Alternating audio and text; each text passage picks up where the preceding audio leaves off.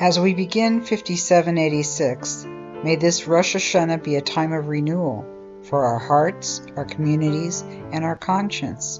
May we find the courage to face hard truths, the compassion to heal, and the clarity to act with purpose.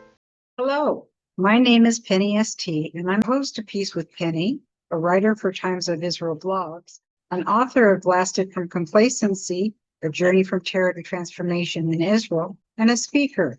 I want to wish everyone a heartfelt happy Rosh Hashanah. After the year we've had, I think we're all ready for a fresh start in 5786. The Jewish High Holy Days begins with Rosh Hashanah, our New Year, and end 10 days later with Yom Kippur. It's a time for introspection. As I get older, I appreciate how traditions guide us toward life's most important actions. If only we'd listen. So where do we begin? Jewish tradition points us toward teshuvah, the act of returning, repairing, and realigning with our better selves. Teshuvah means returning to your best self and repairing relationships with others, with God, and with your own conscience. We all have talents and flaws. Which are yours? The world needs your gifts. And when we fall short, I like to remember FAIL. First attempt at learning. Jewish tradition teaches that God inscribes our fate for the coming year, who shall live and who shall die. We seek mercy and hope that judgment is tempered by compassion.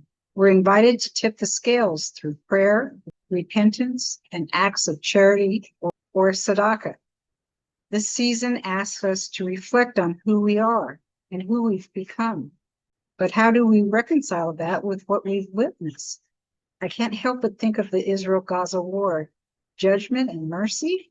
October 7th was drenched in barbarism. Yet too many refuse to see Hamas's actions for what they are, regardless of if the perpetrators filmed their own actions.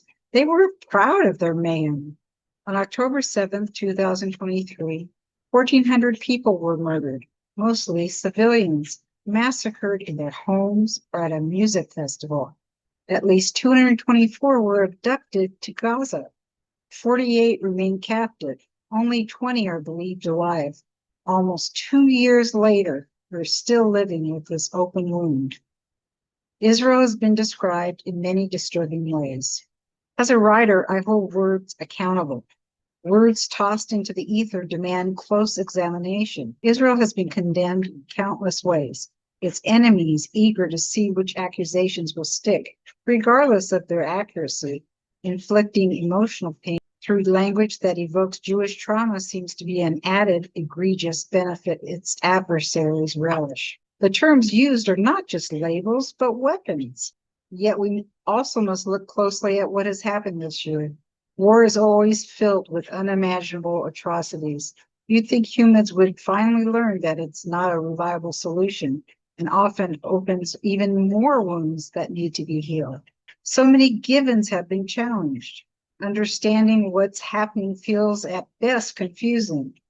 It used to be instinctive, of course. Israel is acting morally. It's a Jewish state held to high standards. But now I find myself asking, are we crossing lines we never imagined? We know there are outrageous distortions of Israel's actions, and the propagandists distort events, framing how events are seen. This has serious consequences. Sorting fact from propaganda is no easy task. Beliefs closer to home are also questioned. Is the United States acting in ways we could never imagine previously? Minorities going to work being rounded up and deported? What? In America? Give me you're tired, you're poor, you're huddled masses yearning to breathe free. Emma Lazarus must be spinning in her grave. These changes seem to spread like a virus. Principles that once felt like solid ground now feel like a shaky bridge. 5785, as my mom would have said in Yiddish, "Ge kakanaf and yam," which crudely means go far away. You may wonder, what was the spark that got me into peace work 11 years ago?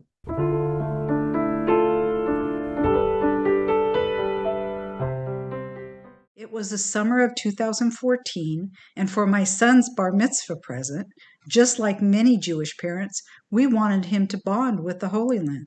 Oh, it worked perhaps too well. My husband had stayed back at the hotel, and our friends, my son and I, had just stopped in a pharmacy. Run to the bomb shelter, sweetie. Please hurry. I didn't hear the sirens at first, but the Israelis did. They're used to hearing these things. We ran to the back of the storeroom. It was a 12-foot by 24-foot windowless bomb shelter. My heart's pounding. Boom! Boom! I hear it and feel the percussion of the exploding bombs. I'm trying not to get sick. I look at my 13-year-old son and I think I'll never forgive myself if something happens to him. That's an excerpt from a speech I gave to the Orange County Jewish Bar Association. It was the first, but not the last time we had to run to a bomb shelter. Our adventure and my transformation is also the subject of my book, Blasted from Complacency, A Journey from Terror to Transformation in Israel.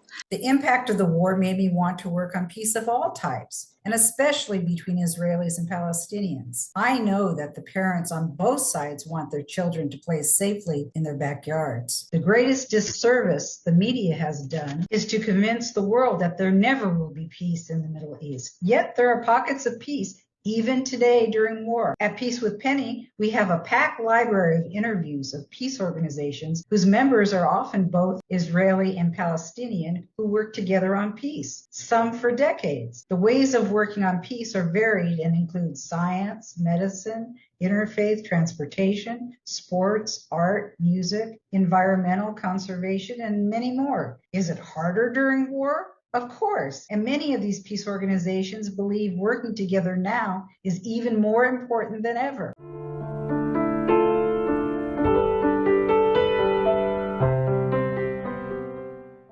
In conclusion, I hope your own transgressions are less provocative and that you find ways to make them right. When you look over your life during this past year, hopefully it is filled with many wonderful occasions to remember and celebrate. Gamar Chatima Tova. May you be sealed for good in the book of life. May your new year be filled with smiles and laughter. May you live in peace, shalom, and salam.